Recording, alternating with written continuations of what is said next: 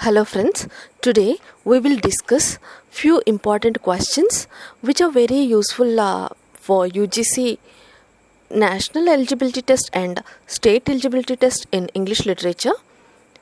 Let us start with first question. Vindication of the Rights of Women was written by Mary Wollstonecraft, William Godwin, Aphra Behn, J.S. Mill. Here, correct answer A. Mary Wollstonecraft. Let us see the explanations.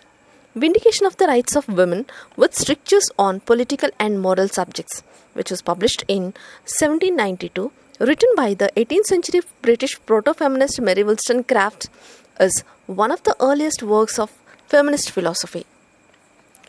Mary Wollstonecraft was born on April 27th, 1759, and she married William Godwin, and Wollstonecraft Godwin's daughter name is Mary Shelley. Mary Shelley, the author of Frankenstein.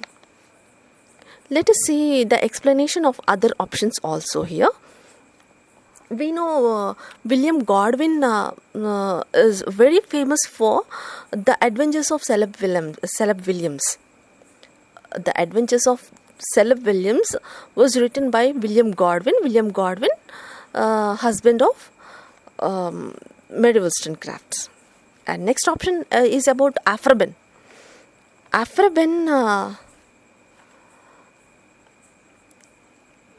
Behn's period 1640 to 1689 belongs to Restoration era. She belongs to Restoration era, and Aphra Behn's first play, The Forced Marriage, was a romantic tragic comedy on arranged marriages. And her another successful work is Orinoco, or The Royal Slave. And this Orinoco, or The Royal Slave, talks about an enslaved African prince. And her other work, well-known work, is The Rover. The Rover, The Banished Cavalier. It's a famous play by Aphra Behn. Aphra Behn, one of the first English women to earn her living by her writing. And Charles II employed her as a spy. She wrote under the pastoral pseudonym Astrea. Aphra Behn wrote under the pastoral pseudonym Astrea, A-S-T-R-E-A. This is the information about Aphra Behn. Next option, J.S. Mill, John Stuart Mill. John Stuart Mill from 1806 to 1873. 1806 to 1873 was a British philosopher. John Stuart Mill, J.S. Mill, was a British philosopher, political economist, civil servant, and the author of the feminist work, The Subjection of Women, which was published in 1869. Subjection of Women, published in 1869. This is about J.S. Mill. Let us go for the next question. Which poem by Milton contains an attack against corrupt clergymen? Options: L'Allegro, Il Penseroso, Camus, Lycidas. These are the options given here. Which poem by Milton contains an attack against corrupt clergymen? Option D, Lycidas. Lycidas is a poem by John Milton written in 1637 as a pastoral elegy. It first appeared in a 1638 collection of elegies. This Lycidas, dedicated to the memory of Edward King, friend of Milton's at Cambridge University, who drowned when his ship sank in the Irish Sea. The poem consists of 193 lines, and it is irregularly rhymed, while many of other poems in the compilation are in Greek and Latin. But Lycidas is one of the poems written in English. Milton republished this Lycidas in 1645. And other options, El Allegro. El Allegro is a pastoral poem by John Milton, published in 1632. El Allegro means the happy man in Italian language. El Allegro is invariably paired with the contrasting pastoral poem, that is Il Penseroso. Il Penseroso means the melancholy man, which depicts a similar day spent in contemplation and thought. Here we all know Comus is a mask. Comus is a mask in honor of chastity, written by John Milton. And a little bit information about John Milton here we'll see. John Milton, his period 1608 to 1674. 1608 to 1674. And he is best known for his greatest epic poem in English, Paradise Lost, published in 1667. Best known for his greatest epic poem, Paradise Lost, published in 1667. And Paradise Regained, 1671. Samson Agonistes, that is also published in 1671. Areopagitica, 1644. Areopagitica, 1644. These are the important works by John Milton. Next, which of the following is not a sonnet sequence in English? Which of the following is not a sonnet sequence in English? Options are Amity, Astrophel and Stella, Epithalamion, Dahlia.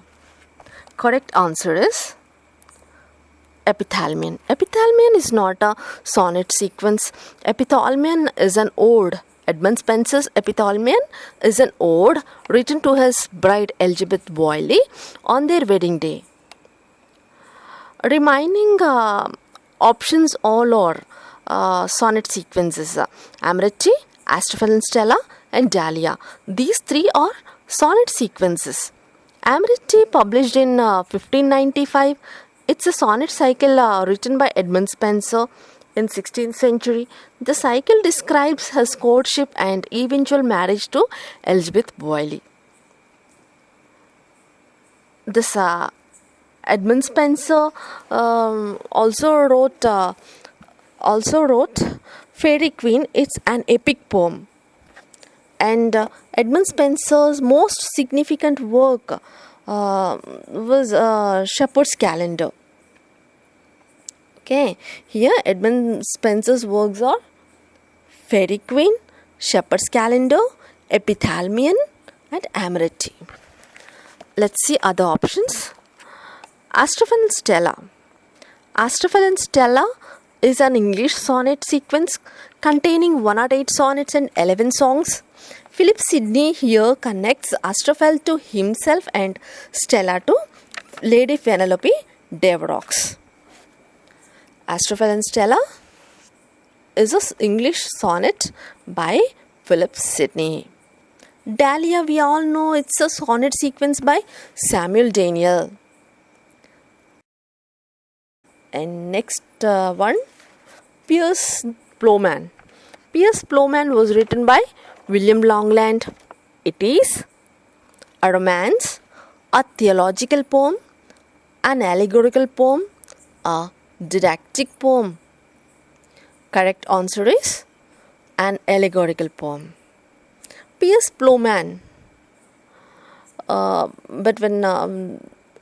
written between 1370 to 1319, is a Middle English allegorical narrative poem by William Langland. It is written in unrhymed, alliterative verse divided. The poem is a social satire, concerns the dreamer's quest for the true Christian life in the context of medieval Catholicism. This journey takes place within a series of dream visions, and the allegorical characters are do well, do bet, and do best.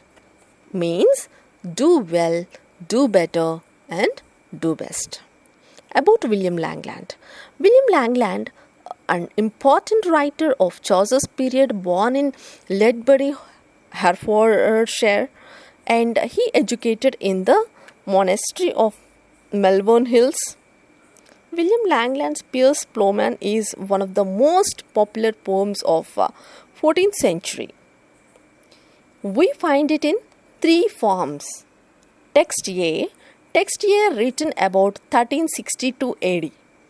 Text B written about 1377 AD. Text C, it is written about 1398 AD. This is about Piers Plowman and William Langland. Which of the following writers is not a satirist? Options are John Dryden, William Cowper, Samuel Butler, Jonathan Swift.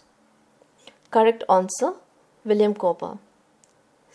1731 to 1800. The Castaway and The Task. These two are notable works of William Cowper. William Cowper was not a satirist, and John Dryden, Samuel Butler, and Jonathan Swift, these three are the satirists. Now about John Dryden. John Dryden's time 1631 to 1700, and John Dryden was the greatest English poet of 17th century. His satirical work, Macflagno, full title Macflagno or A Satire Upon the True Blue Protestant Poet, is a verse mock heroic satire written by John Dryden. It is a direct attack on Thomas Shadwell, another prominent poet of his times.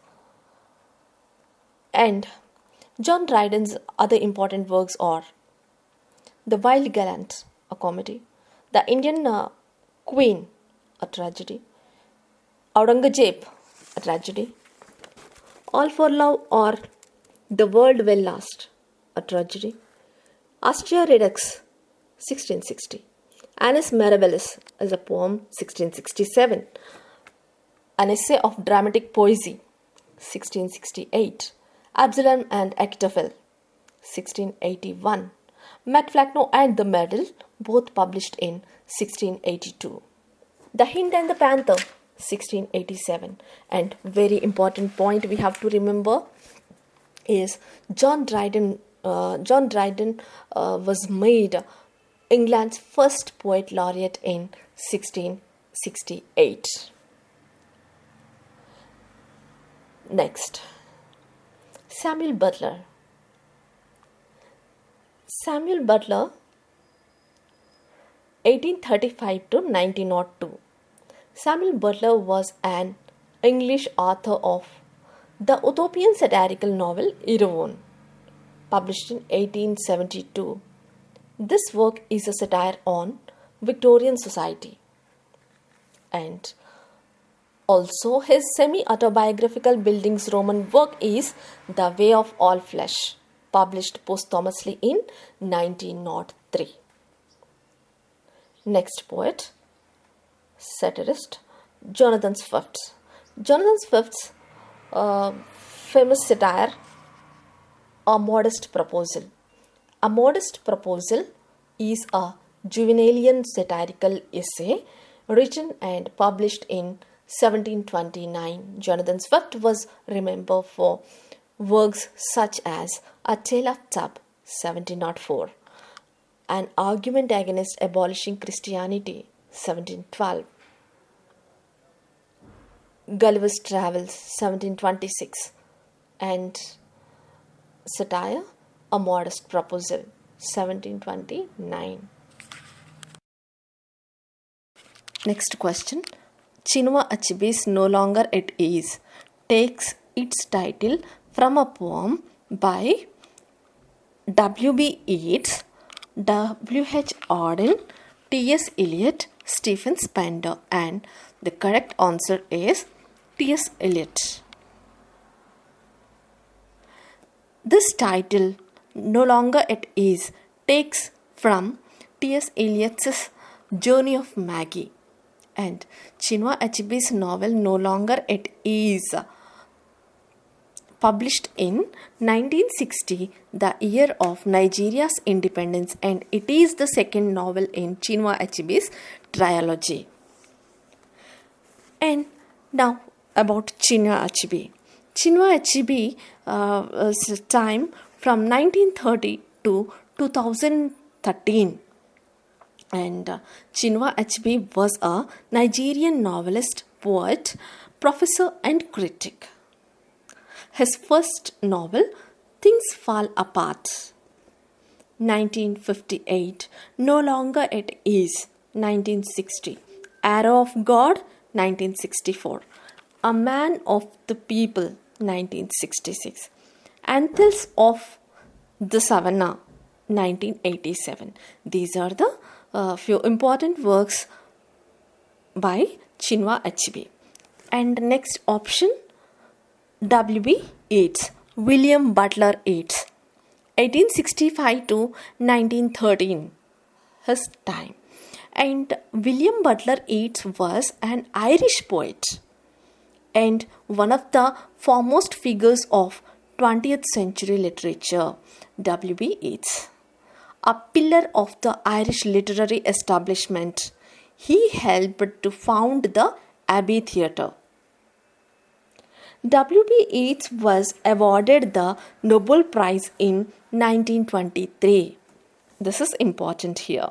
W.B. Yeats, William Butler Yeats, was awarded the Nobel Prize in 1923. And Yeats' poems are Easter 1916, Lake Isles of Innisfree, A Prayer for My Daughter, Sailing to Byzantium, etc. And next option, W.H. Auden. W.H. Auden, 1907 to 1973. W.H. Auden, 1907 to 1973. And he was a British American poet. And in 1948, Pulitzer Prize win for The Age of Anxiety. He won the Pulitzer Prize for The Age of Anxiety. Journey to a War is a travel book in prose and verse by W.H. Auden, and Christopher Isherwood published it in 1939. The Shield of Achilles is also a poem by W.H. Auden. And this is about W.H. Auden. And next option, Stephen Spender. Stephen Spender, time 1909 to 1995. 1909 to 1995. Autobiographical work is World Within the World, 1951.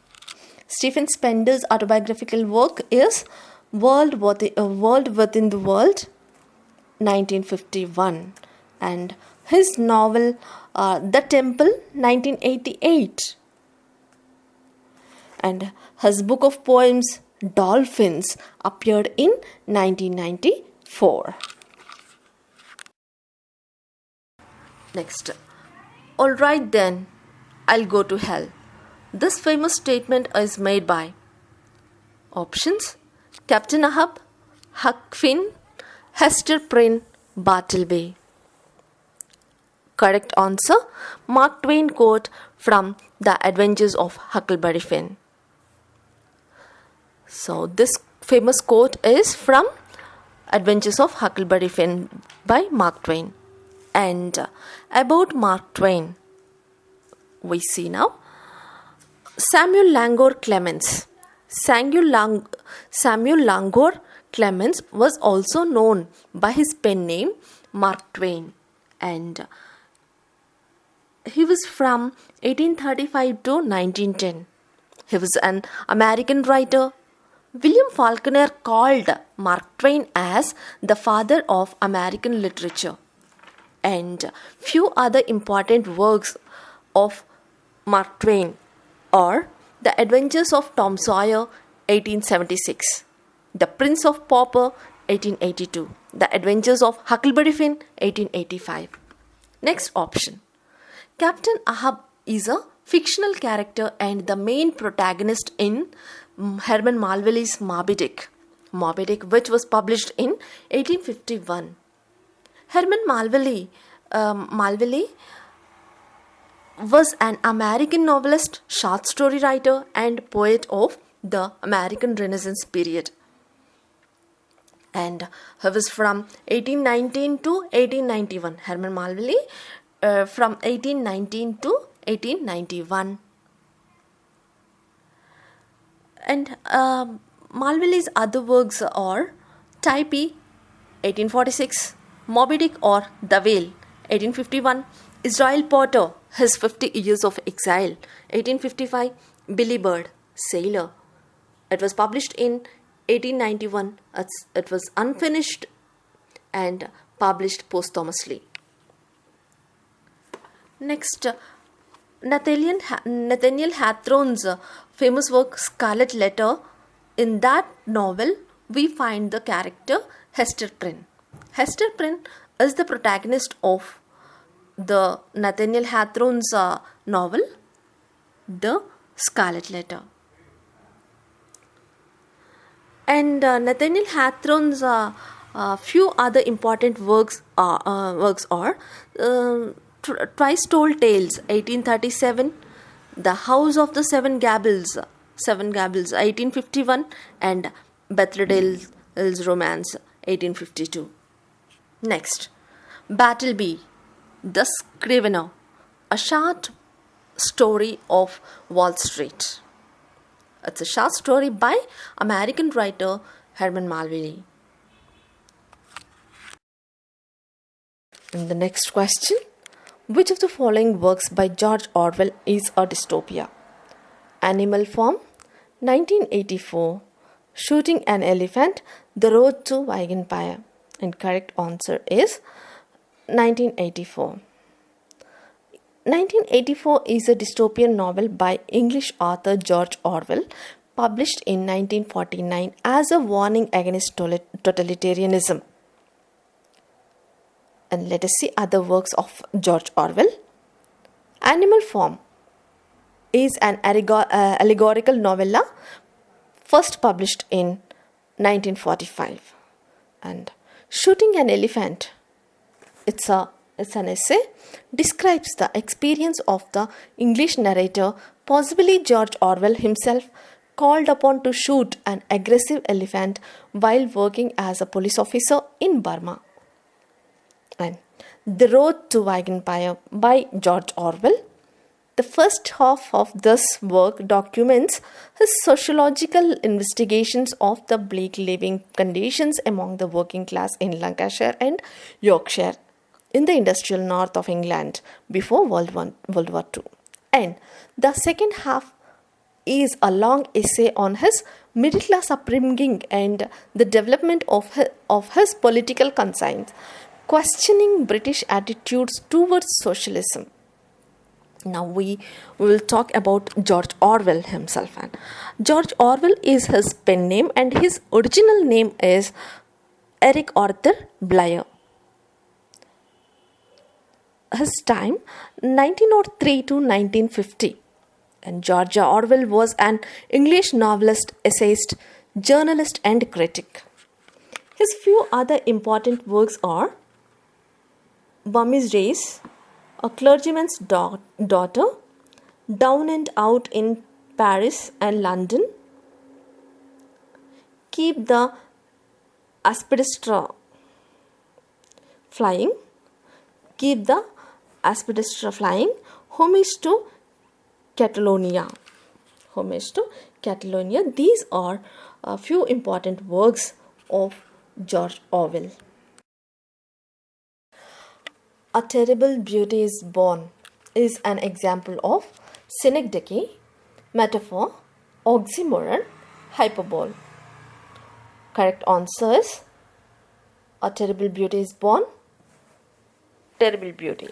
Oxymoron.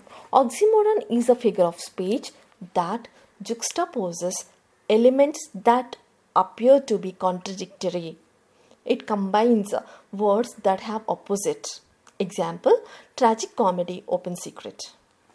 Next, a synecdoche is a figure of speech in which a term for a part of something refers to the whole of something or vice versa. Example, check out My new wheels. Wheels is an example of Synecdoche used to refer to a car. A part of car in this example represents the whole of the car. Now, metaphor. Metaphor equates two different things without using the words like or as. Example, this city is a concrete jungle. And hyperbole. Hyperbole is exaggeration is used for emphasis or effect. Example, I am so hungry, I could eat a horse.